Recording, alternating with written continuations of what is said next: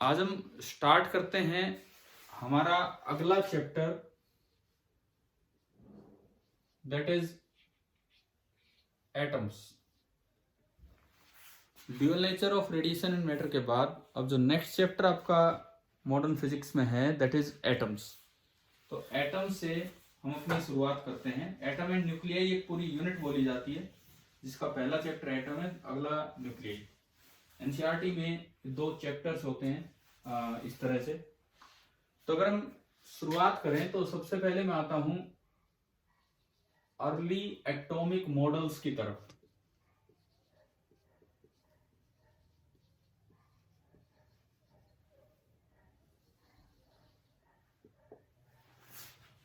Early atomic models, शुरुआती कुछ हमारे जो एटॉमिक मॉडल रहे हैं, किस तरह से एटम तक लोग पहुंचे, इतिहास क्या रहा, उधर हम चलते हैं। तो इस बारे में बताया गया है कि जो पहली थ्योरी कुछ इस तरह की आई वो रॉबर्ट बॉयल। गैस लॉज में आपने पढ़ा है बॉयल्स लॉ? गैस लॉज में बॉयल्स लॉ पढ़ा होता है हमने, है ना। तो ये रॉबर्ट बॉयल थे, इन्होंने एयर के बारे में पता लगाया। ये बोले कि भाई air can be compressed too much, आप एयर को कितना भी कंप्रेस कर पा रहे हो। Air can be compressed too much, आप एयर को बहुत ज्यादा कंप्रेस कर पा रहे हो। इसका मतलब एयर के अंदर ना बहुत ही छोटे छोटे पार्टिकल्स है, उनके बीच में काफी स्पेस भी होगा। इससे पता लगा, रॉबर्ट बॉयल ने अंदाजा लगाया कि air is made up of very टिनी particles, बहुत ही छोटे छोटे पार्टिकल्स से मिलके एयर बनी है, with A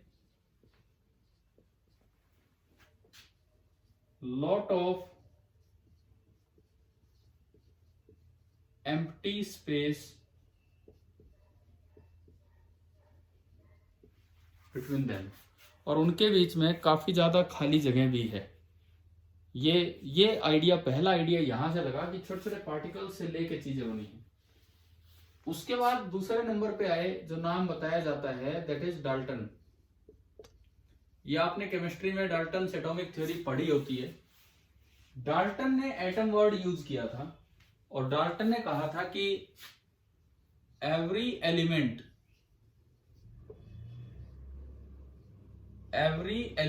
consists of atoms, हर एक एलिमेंट एटम्स से मिलके बना होता है। ये डाल्टन की स्टेटमेंट थी।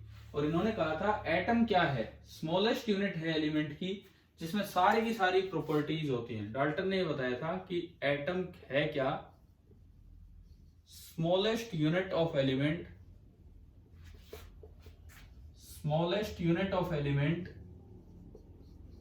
कैरिंग इट्स ऑल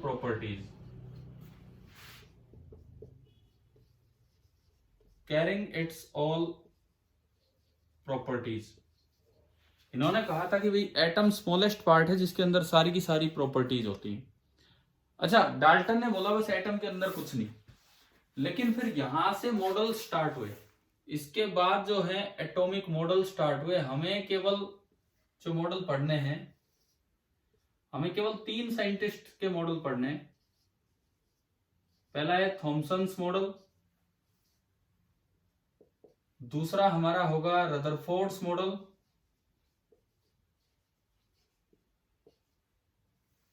एंड तीसरा आपका होगा बोर्स मॉडल। और बोर के साथ ये चैप्टर भी फिनिश हो जाएगा। एक छोटा ही चैप्टर है, बहुत बड़ा चैप्टर नहीं है। तो हम कोशिश करेंगे कि ये जो अगला जो चैप्टर है न्यूक्लियाई, जिस दिन स्कूल लगे आपका न्यूक्लियाई से हम शुरुआत कर सके, और एटम्स वाला पार्ट इन 2-3 दिनों में, 3-4 दिनों में हम अपना पूरा पढ़ लें। आप शुरुआत कीजिए, ये नोट कीजिए, इसके बाद हम आगे बढ़ते हैं। आप पहले ये बनाइए।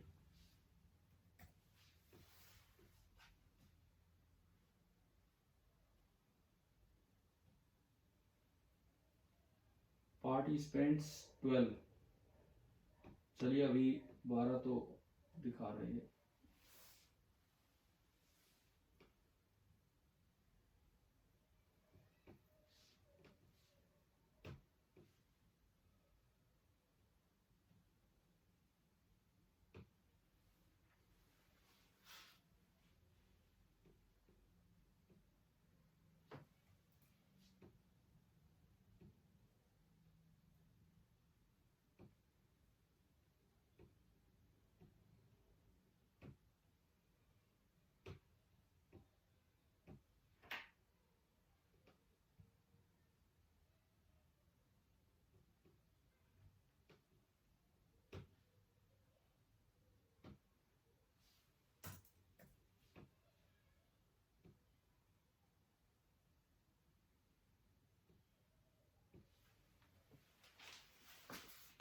तो अब हम एटॉमिक मॉडल्स की अपनी शुरुआत करते हैं।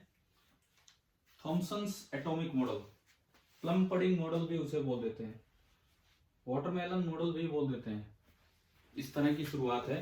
तो यहां से हम शुरुआत कर रहे हैं।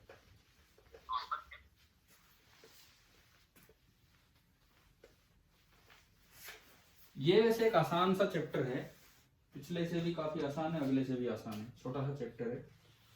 तो नेक्स्ट जो हमारा टॉपिक है that is Thomson's atomic model, या फिर इसी को बोल दिया जाता है प्लम पडिंग मॉडल।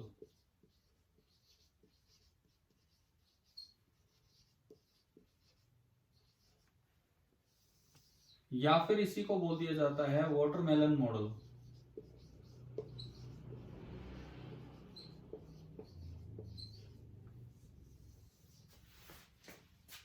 क्या था ये, बताओ, ध्यान है? पढ़ा हुआ है पहले केमिस्ट्री में हमने,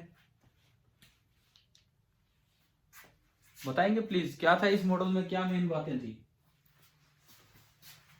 कि पूरा जो एटम है वो एक स्फीयर की तरह है।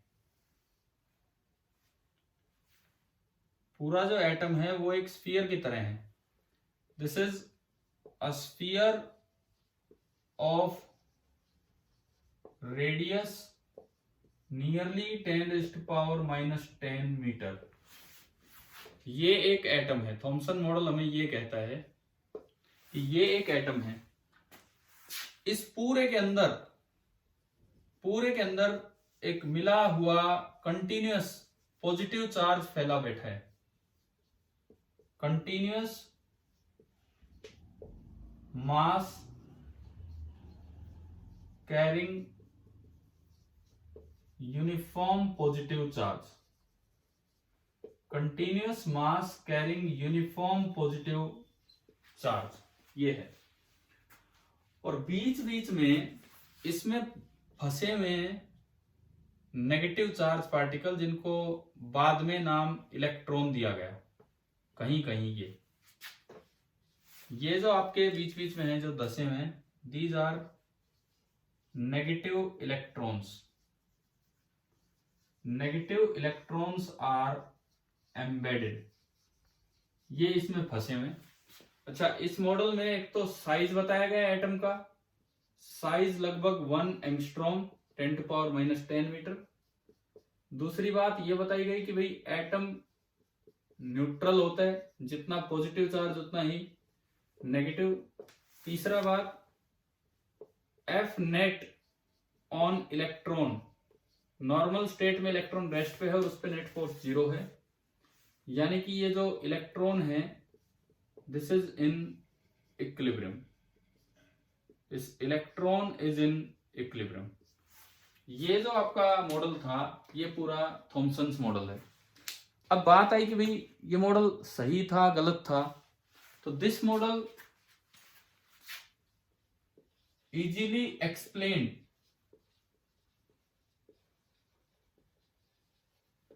The formation of ions. इस मॉडल ने बड़े आसानी से एक्सप्लेन कर दिया आयंस कैसे बनती हैं। बोले ये तो नेगेटिव चार्ज तो वैसी है जैसे तरबूज में से बीज आपको निकालना हो तो आसानी से निकाला जा सकता है। तो इन्होंने बड़ी आसानी से एक्सप्लेन कर दिया कि हाँ भाई इसको एनर्जी मिलेगी तो ये बाहर आ जाएगा। परंतु दिक्कत कहां पे आई, इट कुड नॉट एक्सप्लेन,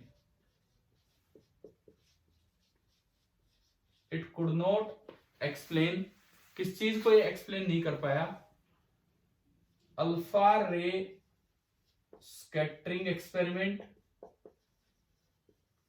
एक तो अल्फा रे स्कैटरिंग एक्सपेरिमेंट को एक्सप्लेन नहीं कर पाया, एंड दूसरी बात spectral series of H atom, Lyman series, Balmer series, इन सब बातों को ये मॉडल एक्सप्लेन नहीं कर पाया। और एक जो आपने +1 में पढ़ा होता है केमिस्ट्री में अल्फा रे स्कैटरिंग एक्सपेरिमेंट, उसको एक्सप्लेन नहीं कर पाया। इस वजह से ये मॉडल फेल हुआ था। तो इन शॉर्ट आपकी इसकी जो 2-4 बातें हैं ये आप नोट कर लीजिए थॉमसन्स मॉडल की।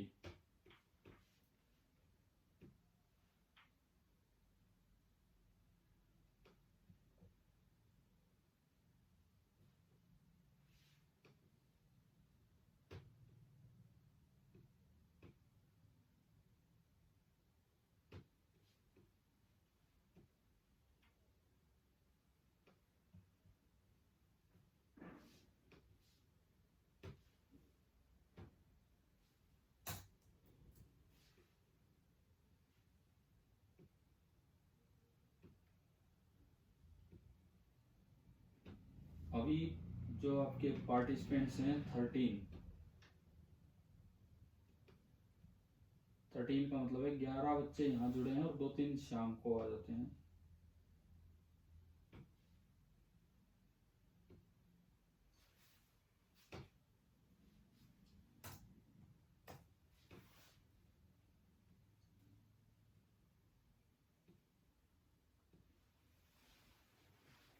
फोर्टीन पार्टिसिपेंट में एक और बढ़ा है, एक सेकेंड।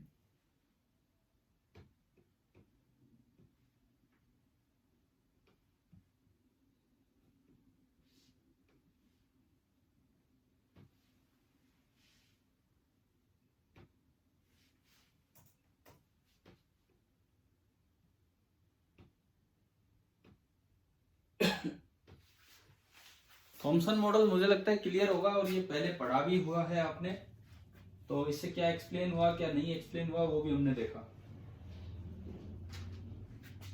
इसके बाद क्या हुआ था, चलता हूं आगे बढ़ता हूं इसको मिटा के।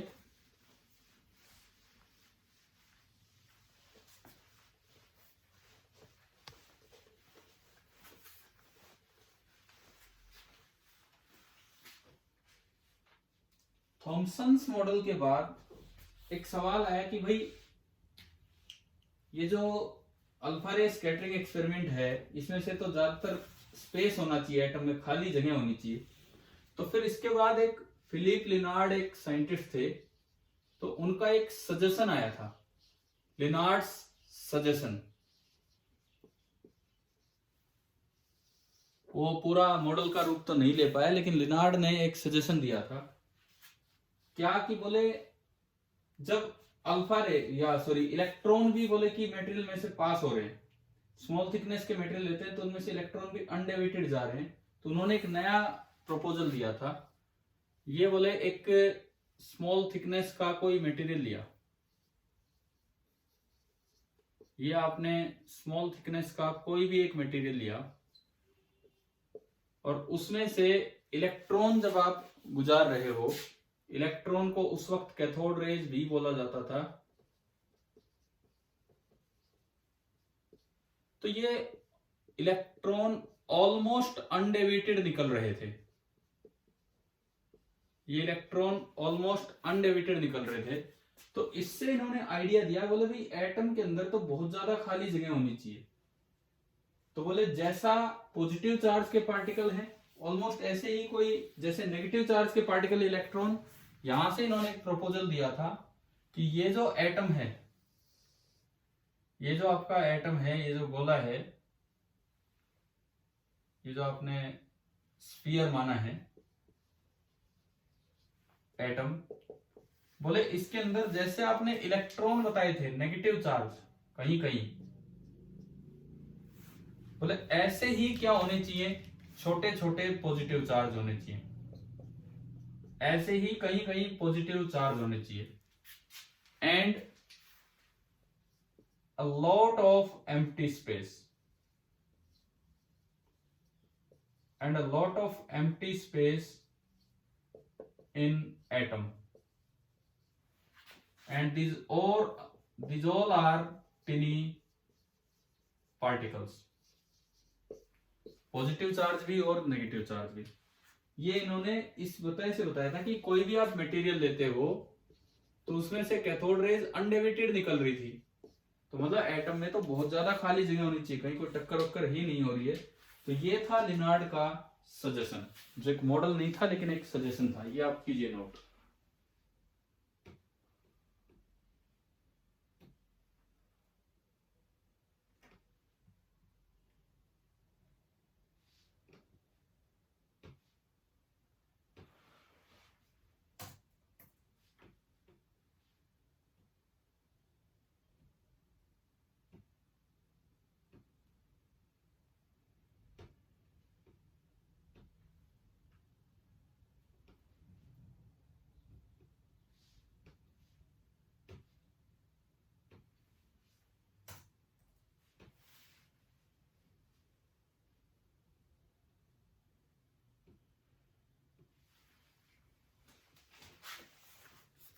चले आगे, इससे आगे ये ऑलमोस्ट यहां तक की बातें हो सकता है आपकी पढ़ी हुई भी हो पहले। चलिए आगे देखते हैं।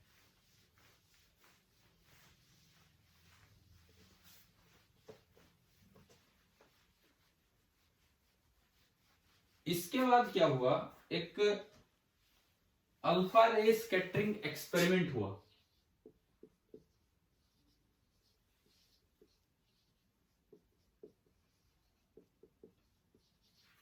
इसके बाद एक अल्फा रे स्कैटरिंग एक्सपेरिमेंट हुआ। ये भी +1 में केमिस्ट्री में स्टार्टिंग में आता है, एटॉमिक थ्योरी में, लेकिन यहां हमें दोबारा पढ़ना होता है। अल्फा रे scattering experiment suggested by Rutherford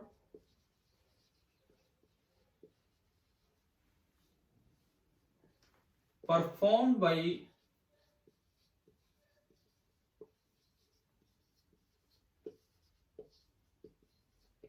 Jigar. He was a young scientist in Rutherford's lab.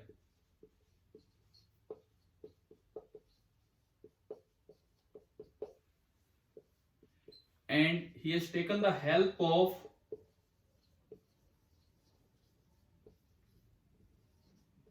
Marston, a BSc student, उस वक्त एक स्टूडेंट थे, उनकी हेल्प ली थी। तो इस तरह से ये एक एक्सपेरिमेंट परफॉर्म किया गया था, अल्फा रे स्कैटरिंग एक्सपेरिमेंट। इस अल्फा रे स्कैटरिंग एक्सपेरिमेंट में किया क्या गया था कि एक गोल्ड की बहुत ही पतली फॉइल ली गई थी। This is a thin gold foil जिसकी की थिकनेस लगभग बहुत ही कम है, 10⁻⁻8 मीटर। ये इसकी थिकनेस ली गई थी, 10⁻⁻8 मीटर। यहां पे सामने एक सोर्स बनाया गया था अल्फा पार्टिकल का। अब ये रेडियो एक्टिविटी में हम पढ़ते हैं कि ये सोर्स कैसा क्या होता है, क्या बनाया गया था। यहां पे एक सोर्स रखा था S, जो अल्फा पार्टिकल जनरेट कर रहा था। और ये जो सोर्स लिया था, दिस वाज बिस्मथ 83, उसका एटॉमिक नंबर है। एंड ये एक आइसोटोप था जिसका मास नंबर था 214, बिस्मथ 83214। ये एक ऐसा सोर्स लिया गया था और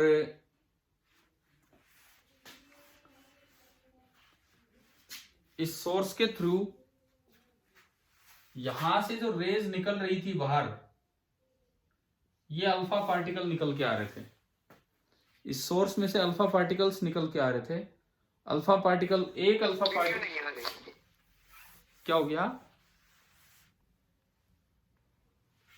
बीच में हो सकता है नेटवर्क कनेक्शन चला गया था।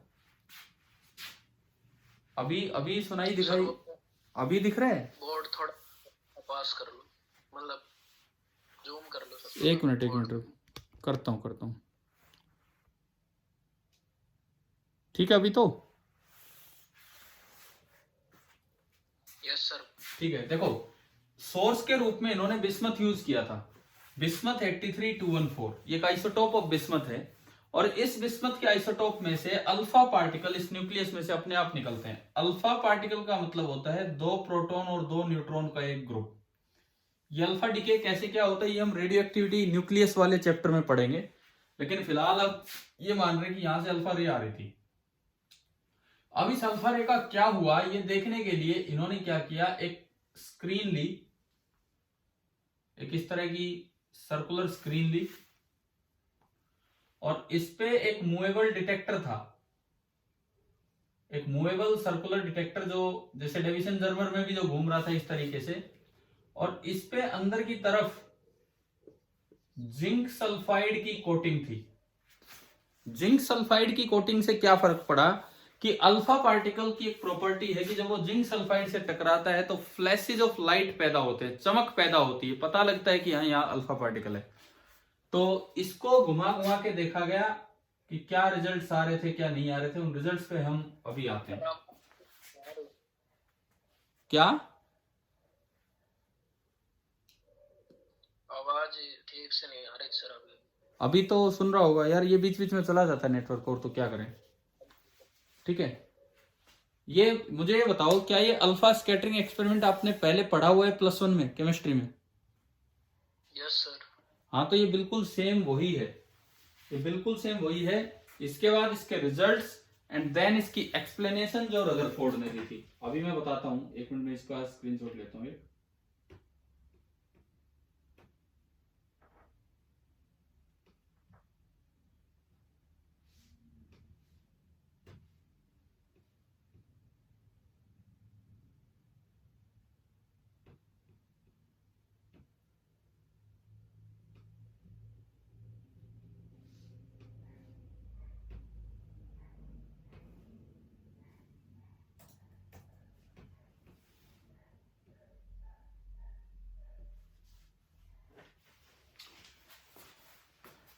देखो, इसके जो रिजल्ट्स मिले, इसकी जो ऑब्जर्वेशंस थी, ऑब्जर्वेशंस 2-3 तरह की जो बातें यहां से पता लगी। सबसे पहली बात, सबसे पहला पॉइंट, मोर देन 99%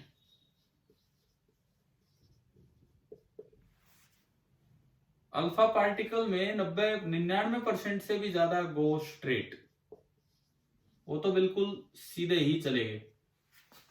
पहली ऑब्जर्वेशन ये थी कि 99% से भी ज्यादा बिल्कुल सीधे निकले। ठीक है, दूसरी जो ऑब्जर्वेशन है, मैं यहां लिखता हूं एक बार इसको हटा के।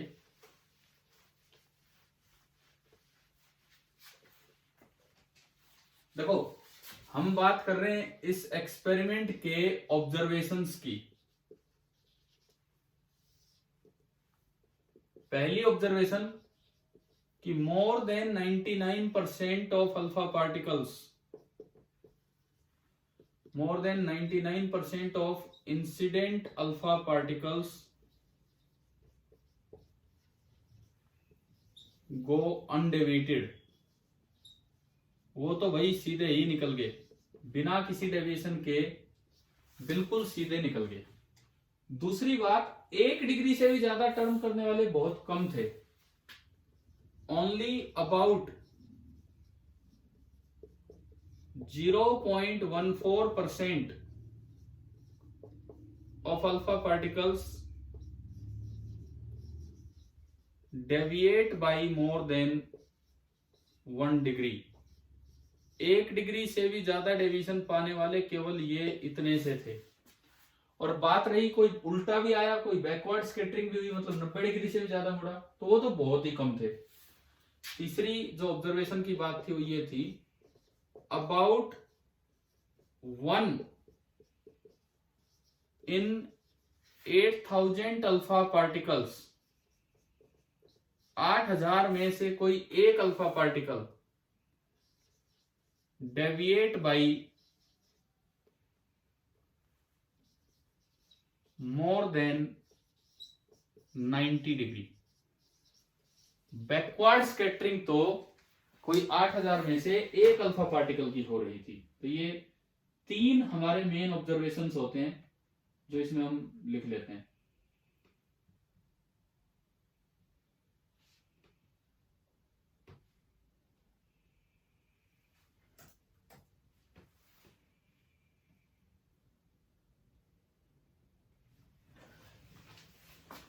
इसको एक्सप्लेन कैसे किया था रदरफोर्ड ने, ये इन ऑब्जर्वेशंस को एक्सप्लेन कैसे किया था बताओ। यहीं पे मेन एक पॉइंट आया था रदरफोर्ड की तरफ से,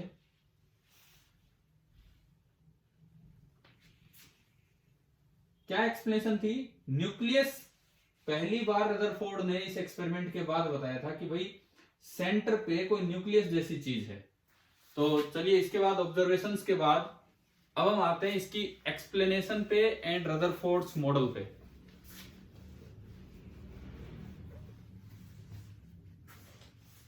ये जो ऑब्जर्वेशंस आई, इनकी एक्सप्लेनेशन एंड रदरफोर्ड्स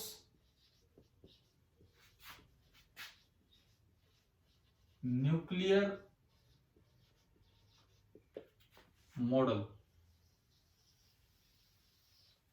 रदरफोर्ड का न्यूक्लियर मॉडल क्या था वो भी यहीं से पता लगता है। अब देखो, रदरफोर्ड ने भी एटम का साइज वही बताया, साइज लगभग 10 की पावर -10 मीटर। रदरफोर्ड ने भी कहा कि एटम एक स्फेरिकल शेप का है,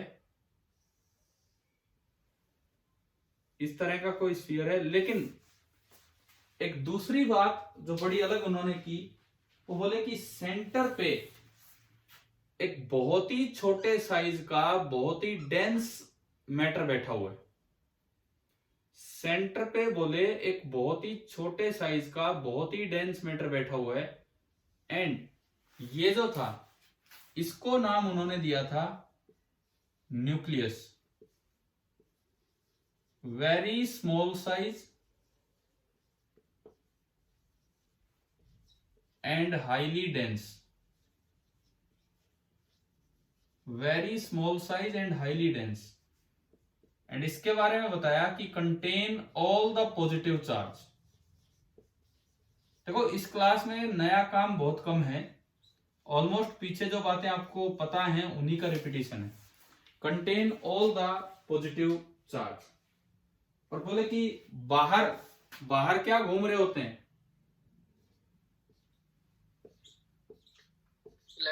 इलेक्ट्रॉन। बोले इलेक्ट्रॉन जो है वो मतलब स्फीयर की बाउंड्री क्या है? कुछ नहीं। एक्चुअली मैं आपको सच्चाई बताऊं तो रदरफोर्ड ने तो खाली न्यूक्लियस की बात की थी, बाहर का कुछ इतना बताया भी नहीं। लेकिन बाद में अपने आप जब वो मॉडल बढ़ता गया तो ये बताया गया कि हाँ भाई, बाहर मान लो कि इलेक्ट्रॉन घूम रहे हैं, इस तरह का कुछ था। उन्होंने तो कहा था कि एक इस साइज का सा कुछ एटम होगा जिसमें सेंटर पे एक ये है और बाकी पूरी की पूरी जगह खाली है। अच्छा, दूसरी बात, इन्होंने भी कहा था कि जो एटम है, इन्होंने भी कहा था कि जो एटम है वो बिल्कुल न्यूट्रल है। तीसरी बात, इलेक्ट्रॉन पे नेट फोर्स नॉन जीरो बताया था। क्यों? क्योंकि जब कोई चीज सर्कल में घूमेगी तो एक सेंटर की तरफ एक फोर्स होना चाहिए जिसे कहते हैं सेंट्रिपिटल फोर्स। तो इलेक्ट्रॉन इक्विलिब्रियम में नहीं था, उस पे नेट फोर्स नॉन जीरो था। अब उनसे पूछा कि भाई ये घुमाना क्यों पड़ रहा है, ये मतलब ये इस मॉडल के अकॉर्डिंग ये घुमाना क्यों पड़ रहा है इलेक्ट्रॉन? इसलिए घुमाना पड़ रहा है कि अगर इलेक्ट्रॉन नहीं घुमाओगे तो पॉजिटिव चार्ज नेगेटिव चार्ज को अपनी तरफ क्या कर लेगा? खींच लेगा और ये अंदर ही आ जाएगा और एटम कोलैप्स कर जाएगा। घुमाने से क्या होगा?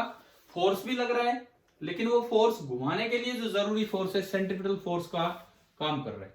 यानी कि movement of electron was necessary. इस मॉडल के अकॉर्डिंग इलेक्ट्रॉन का मूवमेंट नेसेसरी था so that the Coulomb force, जो भी ये फोर्स लगा है इसको खींचने वाला, can act as centripetal force. नहीं तो वो इसको कोलैप्स ही करवा देता मॉडल को। Coulomb force can act as centripetal force. ये था रदरफोर्ड का मॉडल और अल्फा रे स्कैटरिंग एक्सपेरिमेंट से ये एक्सप्लेन हुआ था, वहां से बना था ये मॉडल।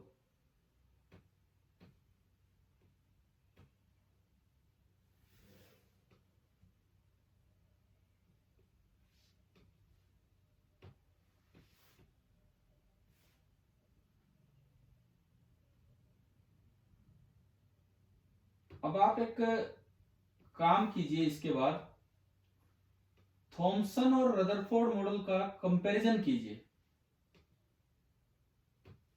थॉमसन और रदरफोर्ड मॉडल का कंपैरिजन कीजिए, मतलब 2-3 सिमिलरिटी एंड 2-3 डिसिमिलरिटीज। एक बार सोच के देखिए कि भाई क्या क्या बन सकती हैं।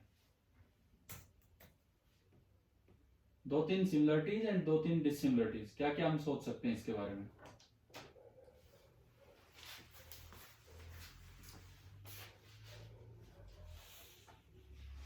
यहां हमने 2 मॉडल पढ़े, तो सबसे पहले तो आप सिमिलरिटीज बताओ, 3 सिमिलरिटीज बताओ between Thomson model and Rutherford model.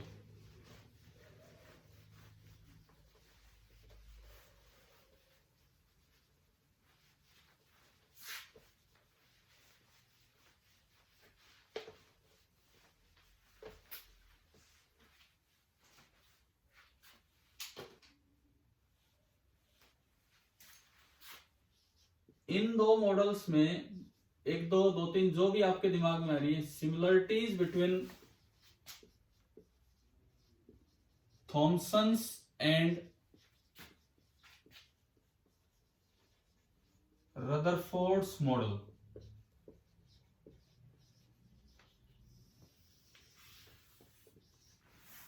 हाँ भाई बताओ, कोई भी एक दो सिमिलरिटी जो अभी दिमाग में आती हो आज जो पढ़ा उसमें। एटम स्फेरिकल है। हाँ एटम स्फेरिकल है, बल्कि उसका साइज भी दोनों ने क्या बताया, shape and size same. Size की भी मैं बात करूं तो 10 की पावर -10 मीटर एंगस्ट्रॉम की रेंज में जा रहे हैं। तो पहली चीज तो इनकी शेप एंड साइज के बारे में आई कि भाई वो सेम है, ठीक है। दूसरा एटम न्यूट्रल है। हाँ ठीक है, ये भी सिमिलरिटी थी दोनों मॉडल्स में कि एटम जो है वो न्यूट्रल है। तीसरी बात देखो, रदरफोर्ड मॉडल में भी ज्यादातर मास एटम का पॉजिटिव चार्ज के पास था न्यूक्लियस में, और थॉमसन में भी वो कंटिन्यूस फैला हुआ था, लेकिन वो मास सारा पॉजिटिव चार्ज के पास ही था, इलेक्ट्रॉन के पास बहुत कम ही मास था। यानी कि तीसरी सिमिलरिटी ये आप कह सकते हो कि most of the mass atom का ज्यादातर mass is in positive charge. Atom का ज्यादातर मास जो है वो पॉजिटिव चार्ज के पास है। ये इस तरह की दो तीन सिमिलरिटीज हैं जो आप यहां से बना सकते हैं।